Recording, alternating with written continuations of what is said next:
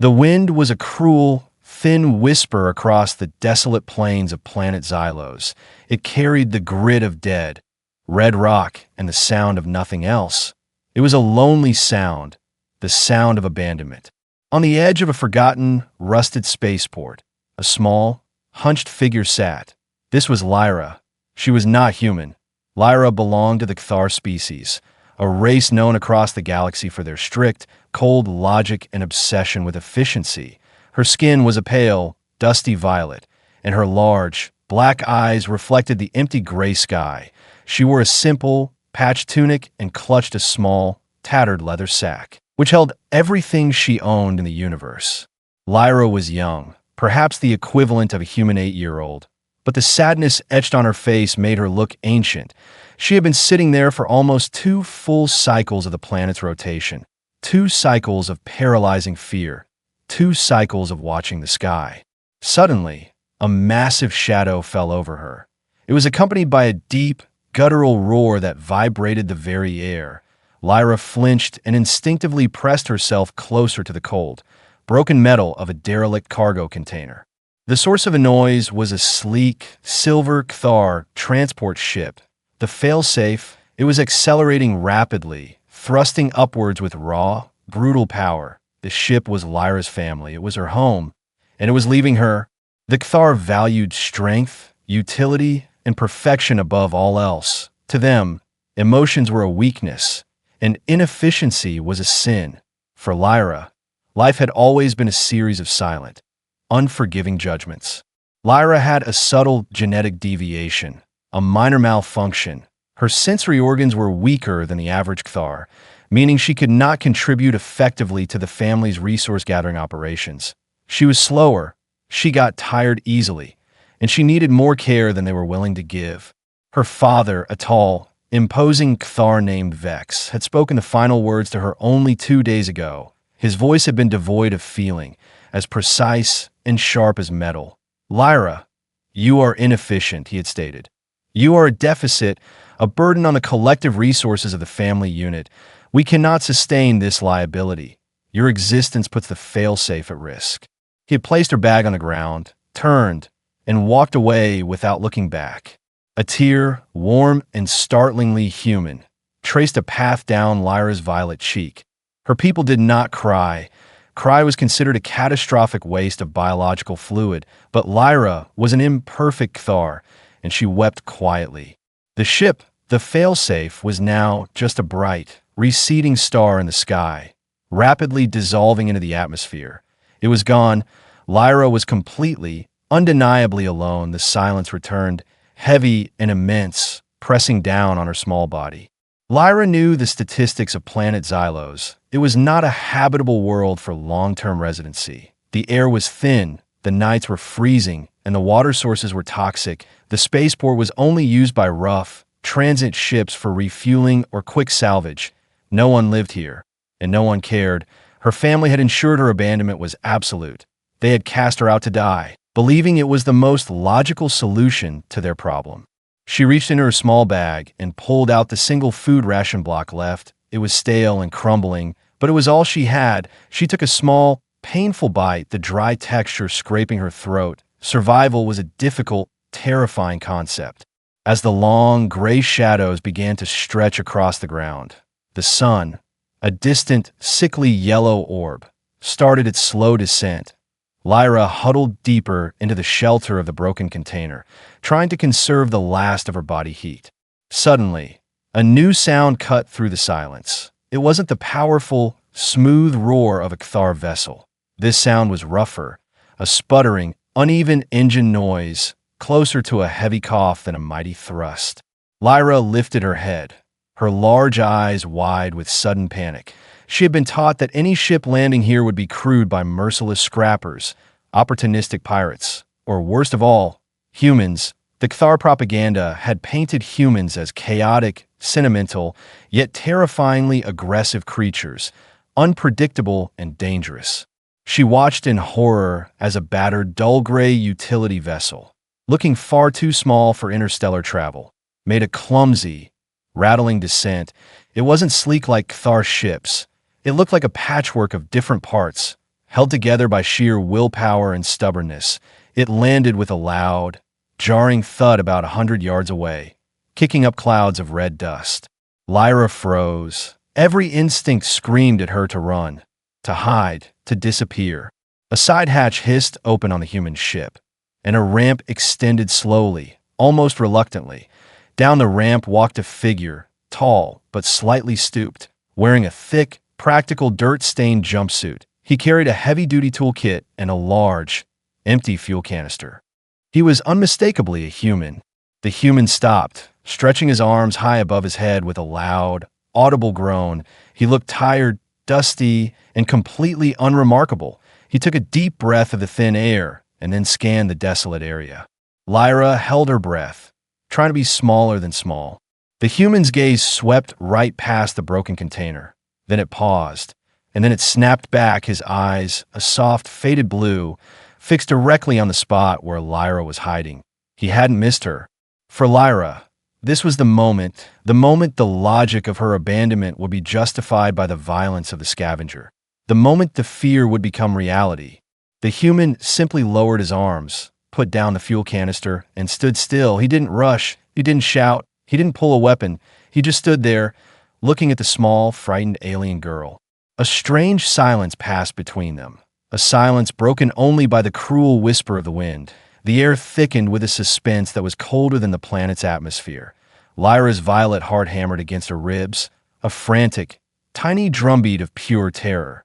This human, this Jax, was not behaving according to the Kthar warnings. He stood still, his faded blue eyes holding no malice, only an unnerving stillness.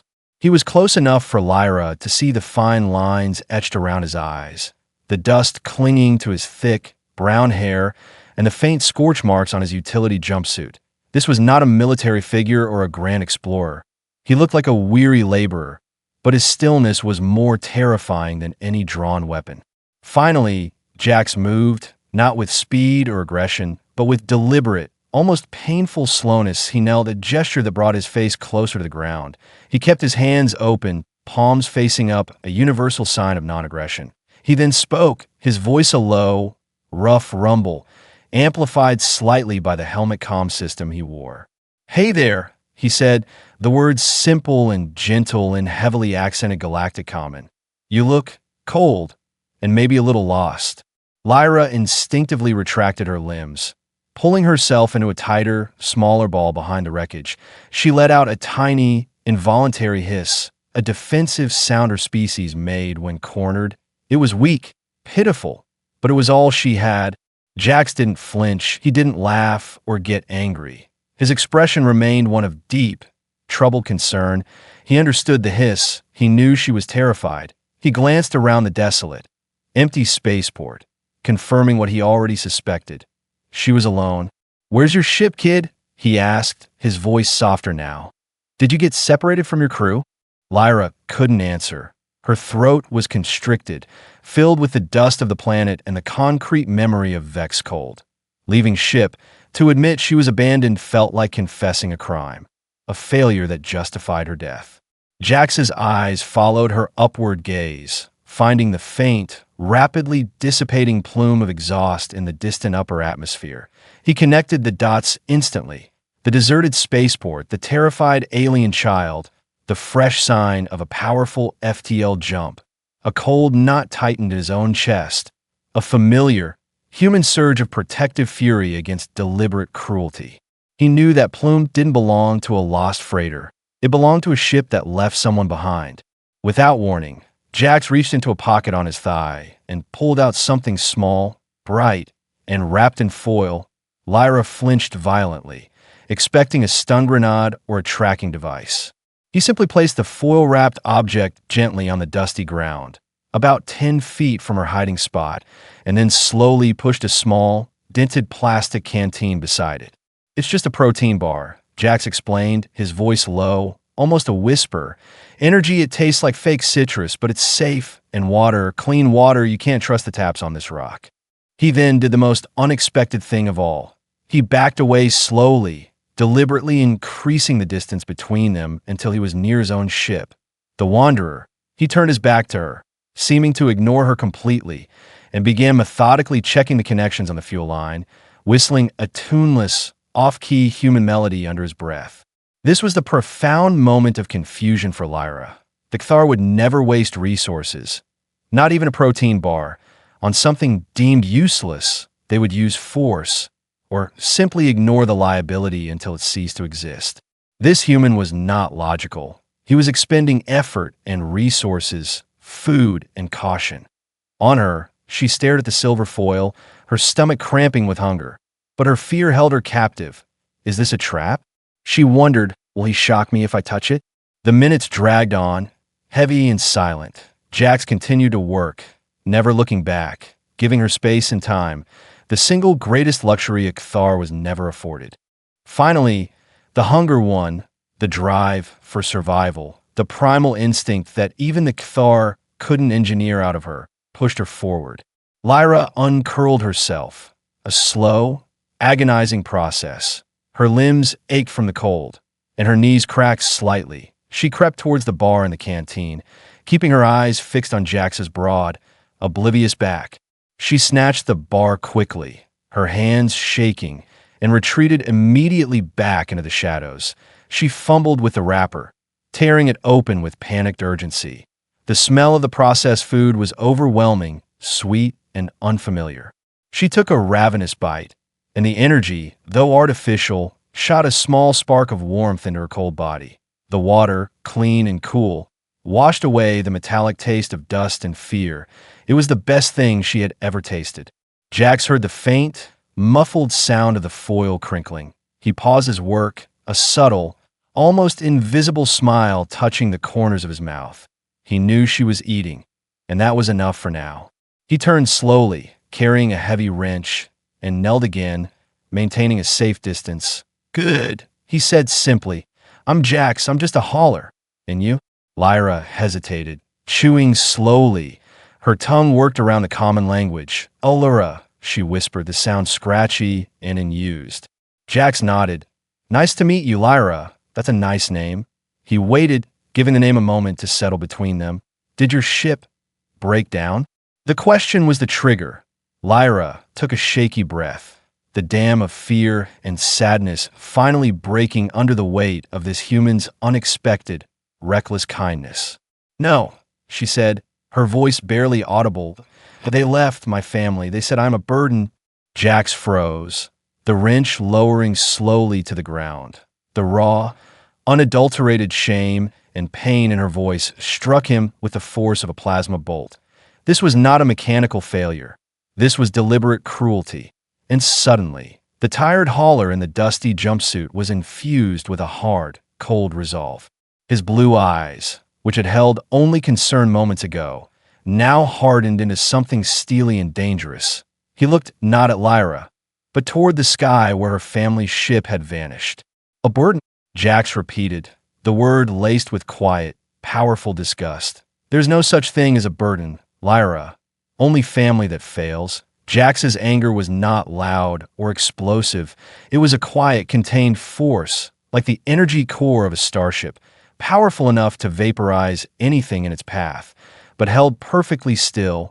Lyra watched him, utterly captivated and terrified. The Kthar only expressed anger through cold dismissal or calculated violence. This human expression, this quiet, focused fury, was alien to her. He pushed himself up from the ground, his movements deliberate and heavy. He didn't look back at the wanderer. His gaze remained fixed on the invisible path her family's ship had taken. "Look at this place, Lyra," Jax said, his voice now lower, almost grave, cold, toxic, empty. "They left you to the elements, to the scavengers, and they called it logic." He spat a small glob of dust on the ground, a crude, dismissive gesture that Lyra instantly understood as profound disrespect for her species' philosophy. He turned back to her, and the anger was replaced by a heavy, complex pity. "Your family didn't fail you because of your genetics," he stated firmly. "They failed you because they are weak. They are afraid of anything that doesn't fit their narrow definition of useful." He then took a crucial step. He walked the distance back to her hiding spot, not rushing, not demanding, but approaching with a deliberate caution that showed he respected her fear. He didn't invade her space. He simply sat cross-legged a few feet away, becoming less of a threat and more of a tired companion. "I'm refueling here, and then I'm gone, back to the inner systems," Jax said, laying out the situation clearly. "This planet is not safe for a day, let alone a week. You know that." Lyra nodded slowly, clutching the empty protein wrapper. She knew she would die here, but the thought of trusting a human, the creature she was warned against, was a terrifying dilemma. I cannot go with a human," Lyra finally whispered, the words shaking. "My people say your kind is chaotic, that you take things that don't belong to you." Jax smiled faintly, a tired, genuine smile that crinkled the corner of his eyes. "Your people aren't wrong, Lyra. We are chaotic, we fight, we make messes, but we also do something your people seem to have forgotten." He leaned forward slightly, his blue eyes holding hers. "We give second chances. We help things that are broken, not because it's logical, but because we can." He then extended his hand, not towards her, but letting it rest palm up on the dusty ground between them. The gesture was an invitation, a choice, not a command. "I'm offering you a ride, Lyra. A trip to a place where being different isn't a death sentence. A place called shelter." Jax paused, making sure she understood the weight of his offer. "I don't need you to be useful. I don't need you to be strong. I just need you to trust me for the length of one jump. I will not abandon you." The word abandon hung in the cold air. A powerful, unspoken oath. It was the inverse of her family's betrayal. Lyra stared at the human's hand. It was scarred and rough, a working hand, but the lifeline etched across the palm seemed to promise a long, safe journey. This was the true HFY test. The human wasn't asking for profit or tribute. He was offering safety purely out of empathy. Slowly, agonizingly, Lyra shifted her weight. She crept forward, dragging her tattered bag. She did not take his hand. That was too much too soon, but she moved close enough to sit just beside his outstretched fingers, a silent acceptance of his proximity. I have nowhere to go," she whispered, her voice cracking. "If I stay here, the cold will take me by morning." "Then you're coming with me," Jax said, his voice regaining its normal, steady tone. "But we have to be quick. Running a hauler this size off schedule draws attention, and attention is what we want to avoid." He quickly pulled a small, rugged device from his belt, a scanner, and ran it over Lyra's body. She flinched, but Jax held up a hand in reassurance. "Just checking for any trackers or broadcast tags your lovely family might have left behind. Standard procedure for rescues." The scanner beeped, not with a location signal, but with a warning. "Wait a minute," Jax muttered, his brow furrowing. He adjusted the settings, zooming in on her small leather bag. "They didn't tag you, Lyra, but they did file a report." He quickly accessed a small data pad attached to his wrist, scrolling through a local network feed. His face darkened. "Unbelievable." "What is it, Jax?" Lyra asked, her voice tight with renewed panic. Jax looked up, his eyes hard and cold. "Your family didn't just abandon you, Lyra. They reported their ship being stolen by an unidentified scavenger, one who kidnapped a vulnerable member of their crew." He looked straight into her terrified eyes. "They framed me, Lyra. They made sure that anyone who finds you and me together will think I am a criminal." The suspense spiked immediately. The act of kindness was now an act of profound, illegal defiance. Jax's decision to save her had instantly made him an enemy of the established system. "So, what do we do?" Lyra asked, her terror now mixed with a new sense of fierce loyalty to the human who had risked everything for her. Jax stood up, his gaze intense. "We run," he stated simply. "We run, and we run fast, but now, you are not just a passenger, Lyra. You are my crew, my assistant. Do you understand? Your life depends on how quiet and fast you can be." He extended his hand again, this time a clear, urgent command. "Come on, Lyra. Time to see what this chaotic human can really do." Lyra did not hesitate this time. She reached out her small, trembling hand and placed it firmly in his large, scarred one. It was the first time an alien had willingly sought comfort or aid from a human, and the contact felt like a jolt of warm, dangerous electricity. The small, hard contact of Lyra's hand in Jax's felt like the sealing of a fate, a bond forged not by law or blood, but by shared danger. Jax didn't pull her. He simply gripped her hand firmly and led her toward the battered silhouette of the Wanderer. The ship was an immediate shock to Lyra's Cthar-trained senses. It was not streamlined, antiseptic, or silent like her family's vessel. It was a riot of color, sound, and improvised engineering. Wires were neatly bundled but visible. Tools hung on magnetic strips, and the air smelled strongly of machine oil, stale coffee, and something faintly, pleasantly sweet like burnt sugar. "Welcome aboard, Lyra," Jax murmured, pulling her up the ramp with surprising strength. "Watch your head and grab that safety handle." Inside, the command deck was a masterpiece of human adaptation. Displays were mismatched, some patched with tape, but Jax knew where every single light and gauge belonged. It was a controlled chaos that contradicted everything Lyra had been taught about efficiency. Yet the ship was undeniably ready. "Strap in," Jax ordered, pointing to a co-pilot chair that was clearly too large for her. He quickly grabbed an old, heavily padded flight jacket and folded it onto the seat, creating a makeshift booster. "Quickly, we've wasted too much time being polite." Lyra scrambled onto the seat, her muscles still stiff from the cold. Jax helped her buckle the multi-point harness, his movements surprisingly gentle and precise. "Listen closely," he instructed, his voice now crisp and professional. "I am activating stealth mode. It won't fool heavy military, but it buys us minutes against patrols. We are leaving dirty." He slammed his hand onto a brightly labeled green button, and the ship's internal lights dimmed slightly, while a low, rhythmic thrumming started deep in the hull. Dirty meant a sudden, uncontrolled, non-registered takeoff, a desperate tactic used by smugglers and runners. The launch sequence was violent. Lyra gasped as the engines roared, not with the smooth acceleration of a Cthar ship, but with a series of jolting, heavy shoves. The gravity plating struggled to compensate, and for a terrifying moment, the ship felt like it was ripping itself apart. "Hold on, kid, she's a tough old girl," Jax grunted, his knuckles white on the controls. As they pierced the upper atmosphere, Jax pulled a risky, hard turn that threw Lyra against the restraints.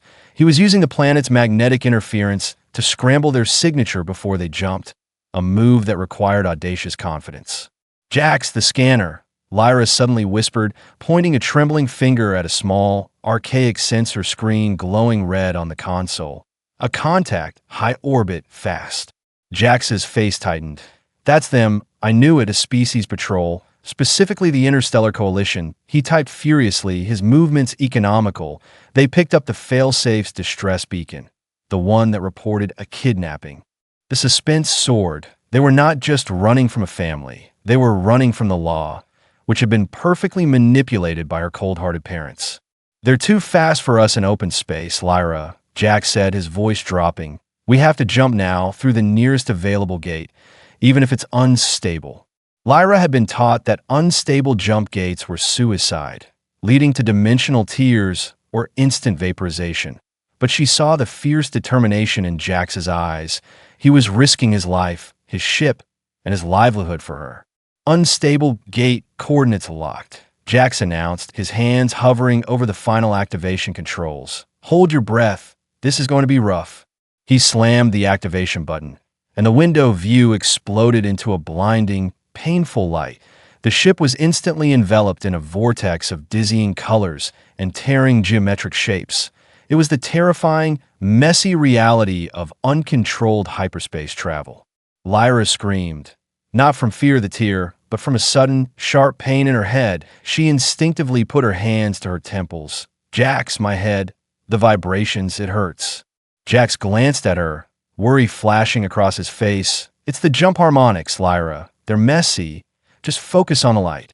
But Lyra wasn't just feeling pain. In the chaotic, swirling visual of the hyperspace tear, she was suddenly seeing patterns, not just random light. Her slight genetic deviation, the very weakness her family called a burden, was unexpectedly reacting to the gate's instability. "Stop looking at the light," she gasped, her voice strained. "Look at the lines, Jax. The blue line is stable. The red line is tearing. Shift, shift, right, 5 degrees." Jax looked at the console. then back at the girl. Her large, black eyes were glazed over, but she was pointing with absolute certainty. Could she truly see the jump structure? It was impossible, yet they were spiraling dangerously. Trusting instinct and the desperate pitch of her voice, Jax pulled the stick, shifting 5 degrees right. Lyra, you better be right. The ship lurched violently, but the tearing sensation immediately subsided. The chaotic colors settled into a slightly smoother, flowing river of light. They had narrowly avoided a dimensional catastrophic event. When the void was that, Jax breathed, wiping sweat from his brow. Lyra sank back in her seat, exhausted. My family said my sensory organs were flawed. A weakness, she whispered, but I can see the structure of a tear. Jax looked at her with a new, profound respect and a rush of human pride. Flawed, he chuckled, a harsh, amazed sound. Lyra, that's not a flaw. That's an early warning system. You just saved the Wanderer and both our lives. The successful, albeit messy, jump through the unstable gate bought them temporary safety, but it did not erase the threat. Jax expertly brought the Wanderer out of hyperspace in the shadow of a colossal, derelict nebula, a graveyard of old star systems, perfect for hiding. We're dark and drifting, Jax announced, cutting all non-essential power. The ship went silent, save for the faint hum of life support and the nervous beat of Lyra's heart. That jump probably gave the Coalition a dimensional headache, but they'll be tracking the exit signature. Lyra was slumped in her seat, exhausted but exhilarated. The revelation of her ability, the capacity to visually interpret the complex energy fields of hyperspace tears, had shocked her to the core. Her family had called it a weakness. Jax called it a lifesaver. Jax, Lyra whispered, pointing to the ship's basic long-range sensor board. Look, the pattern is moving too fast for a random patrol. They're searching specifically for our signature, and they're closing in on the edge of the nebula. Jax leaned over the console, his hand resting reassuringly on her shoulder. Good eyes, kid. Their primary search grid is still too wide, but they're using a Cathar tactical matrix. They'll narrow the grid to us within minutes. The suspense tightened. They were hiding in a dense field of cosmic dust and dead stars. But the hunters were smarter than standard military. They were guided by the chilling efficiency of Lyra's own species. We need to move, but there's nowhere to go without creating a visible exhaust trail. Jax muttered, his mind racing. We can't jump again so soon. The core needs time to cycle. Lyra's eyes, however, were not looking at the sensors. They were scanning the murky, starless blackness of the nebula visible through the main viewport. She was seeing something beyond the dust and the shadows. She was seeing faint, residual energy signatures left by ships that had died here centuries ago, ghost trails of collapsed warp cores and phantom gravity wells. The nebula isn't empty, Jax, Lyra said, her voice gaining the clear, authoritative tone of a navigator. Their old paths, dead energy fields, they create momentary, localized gaps in the nebula's density. Gaps, Jax repeated, skeptical, like holes in the fog. What good is a hole? They are not holes, Lyra insisted, turning to face him, her eyes burning with intense conviction. They are safe corridors, short bursts of zero-drag space that last maybe 2 seconds. If we time the inertia perfectly, we can coast through them without firing the main thrusters. We can move deep into the nebula, entirely silent, entirely unseen.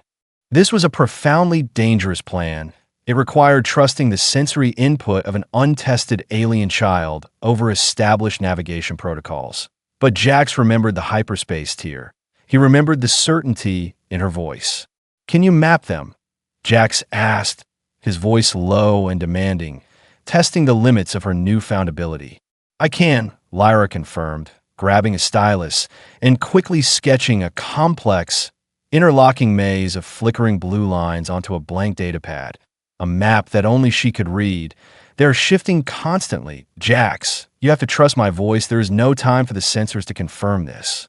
The patrol ship's search grid was now visible on the sensor board, a creeping red cone closing in on their position.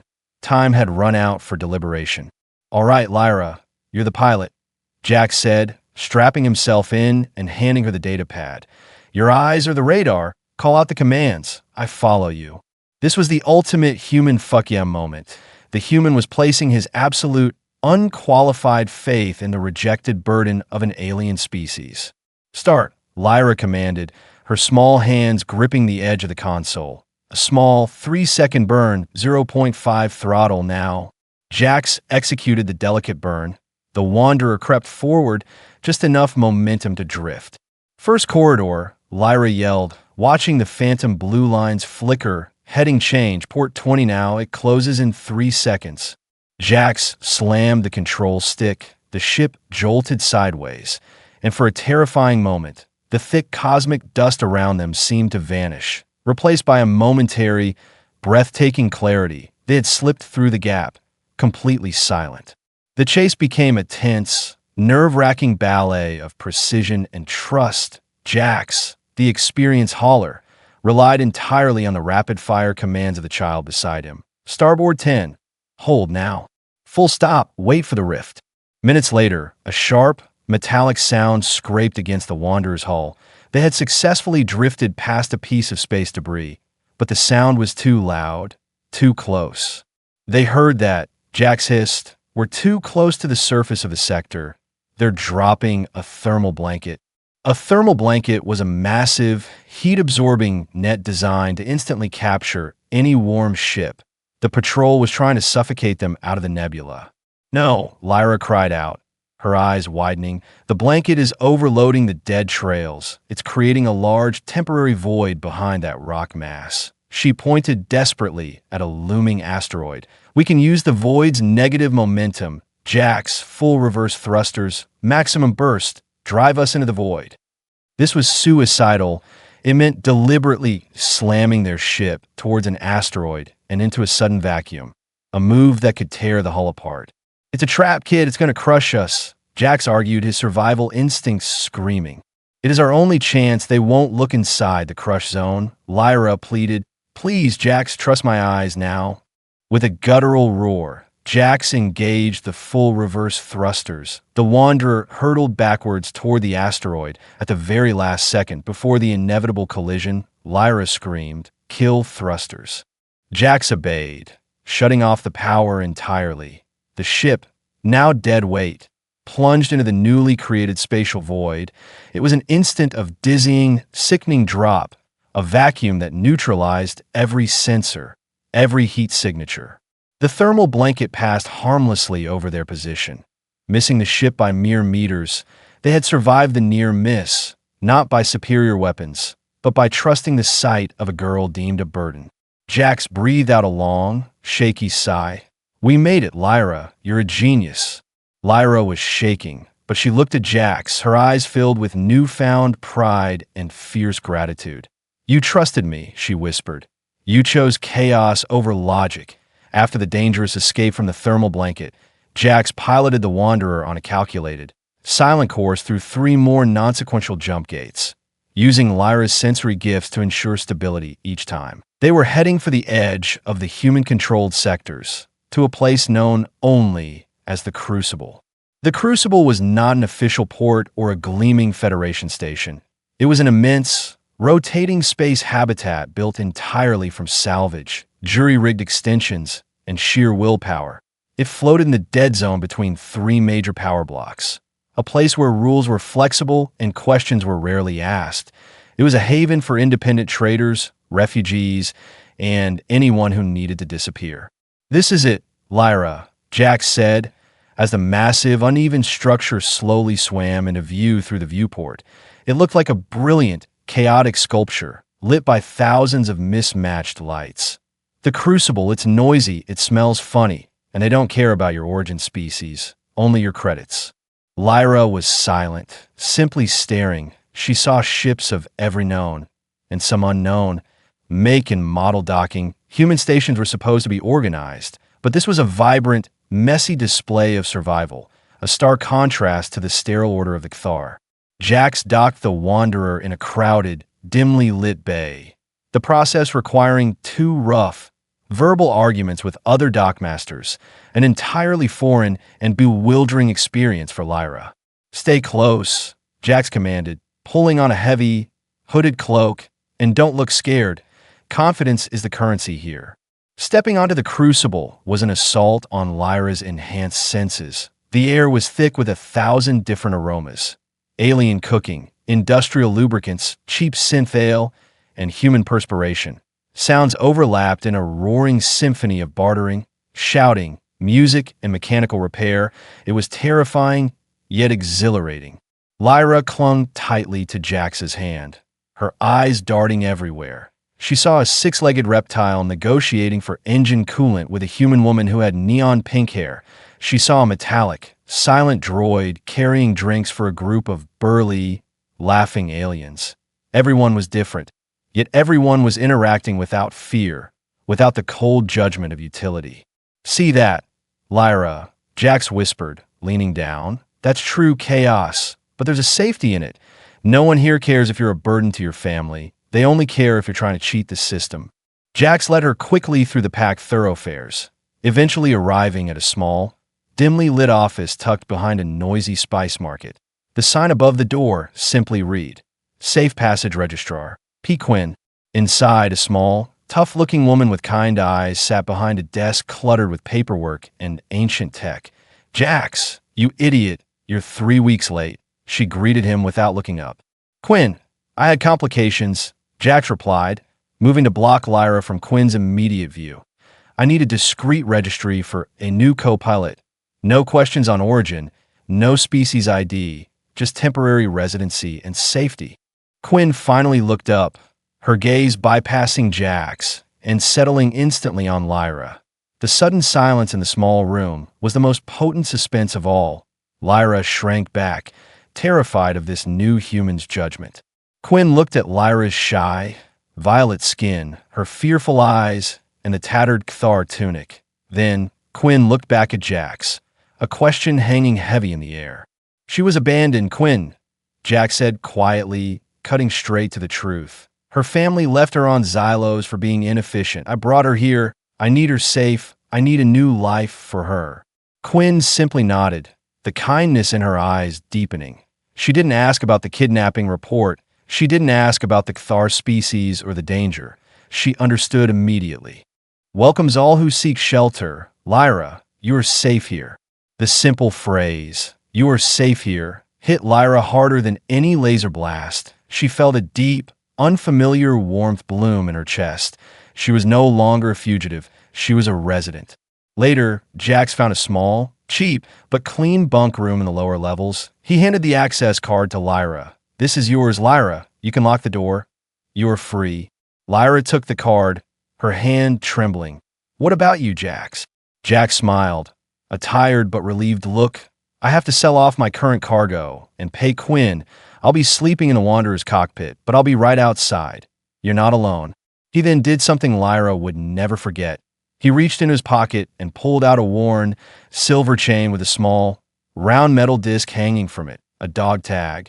"My father gave me this. It's stupid, but it's tough," Jack said, unclasping it. "You wear it, Lyra. It's a promise. It means I'm coming back for you. I'm just getting us a little breathing room." He placed the chain around Lyra's neck, the cold, heavy metal a stark contrast to her warm skin. The disc wasn't jewelry. It was a physical vow. Lyra looked at the dog tag, then up at Jax. "You risk your ship, your life, your freedom. For me." "That's what humans do, Lyra," Jax said, his voice ringing with quiet power. "We give a second chance, even if it's illogical." Weeks turned into a month aboard the Crucible, a chaotic blur of strange alien faces, loud human laughter, and the constant, rhythmic clanging of salvage work. Lyra didn't just survive here. She began to flourish, shedding the terror that had defined her existence on Xylos. Jax kept his promise. He spent his days hauling cargo, arguing over prices, and paying off Quinn's debt. But every evening, he was back at the bunk room, not as a warden or an owner, but as a devoted companion. He brought Lyra exotic, messy human food, spicy noodles, sweet bread, and carbonated drinks that made her nose tingle, things utterly forbidden by the Kthar-S utilitarian diet. Lyra, in turn, began assisting Jax with the Wanderer. She wasn't cleaning or filing. She was using her extraordinary sensory perception, Her ability to see structural weaknesses and energy flows proved invaluable. She could detect microfractures in the hull before the sensors registered them and predict solar flares hours before they became a threat. "You're not an assistant, Lyra," Jax often chuckled, watching her confidently calibrate the jump drive. "You're the single best diagnostic tool in the sector. Your family were fools." The word burden had become a joke between them, a relic of a past life. Lyra now wore the heavy silver dog tag not as a promise, but as a badge of honor, a symbol of her belonging. One quiet evening, as they were sharing a meal of burnt toast and jam in the ship's cockpit, the suspense returned, sharp and cold. The internal comms system crackled to life, an emergency priority bulletin sweeping across the station. The speaker's voice was heavily synthesized, carrying the metallic, emotionless tone of the Interstellar Coalition. "Attention to all Crucible personnel. We are initiating a selective compliance search. We have located a highly probable signature matching the reported kidnapped vessel, the Wanderer. We have confirmed the presence of the suspected fugitive, Jax, 773, and the valuable, stolen Kthar asset." Lyra's breath hitched. The Kthar had found them, and they weren't seeking rescue. They were seeking the return of their property. The valuable asset being Lyra. Jax's simple act of kindness had escalated into a high-stakes interstellar conflict. "They're coming for us," Lyra whispered, her violet skin paling. "They still see me as property." Jax put down his half-eaten toast, his demeanor instantly shifting back to the focused intensity of the fugitive pilot. "They can try. This station is a fortress of disorganization, but they'll be sending Kthar military contractors, not coalition police." He grabbed her hand. "We run, but this time, Lyra, we run home." Within minutes, the Wanderer was powering up. Lyra, calm and efficient, was the navigator, charting a path through the confusing internal docks while Jax focused on the external threat. Through the viewport, they saw the glint of heavily armored boarding ships closing in on the Crucible's perimeter. The Kthar contractors were relentless, driven by the cold logic of retrieving valuable resources. "They're bypassing the official locks," Lyra observed, her voice steady. "They're using a Kthar jamming frequency to clear a path. It's causing a feedback loop in our engine core, Jax." "Can you fix it?" he asked, already knowing the answer. "No time," Lyra declared, "but I can use it. The jam is creating an energy surge near the secondary reactor. I can funnel that surge and blast us out of the station at maximum speed. It'll be an uncontrollable blind jump, but it will be instant." This was a final, terrifying gamble, the purest form of human-alien collaboration. Jax, the chaotic humanist, placing his life entirely in the hands of Lyra, the logical, sensory alien. "Do it," Jax commanded, giving her his full trust. "Lyra, engage the surge. I'll hit the jump gate trigger on your mark." Lyra took a deep breath, her hands flying across the console, overriding safety protocols. Surge activated, failsafe removed, jump now. Jax slammed the control, and the world dissolved into a blinding flash of light and violent acceleration.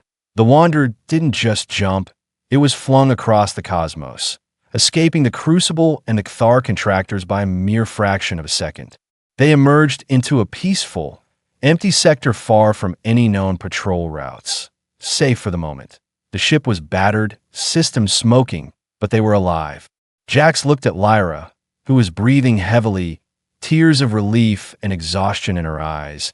"You didn't just save us, Lyra," he said, reaching across the console to wipe a tear from her cheek. "You engineered a hyper-escape that Kthar science said was impossible."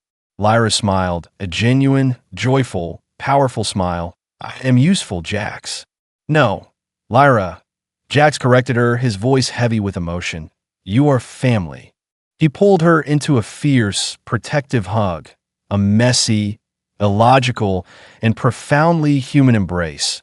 This was their final destination, not a planet or a station, but the bond between them.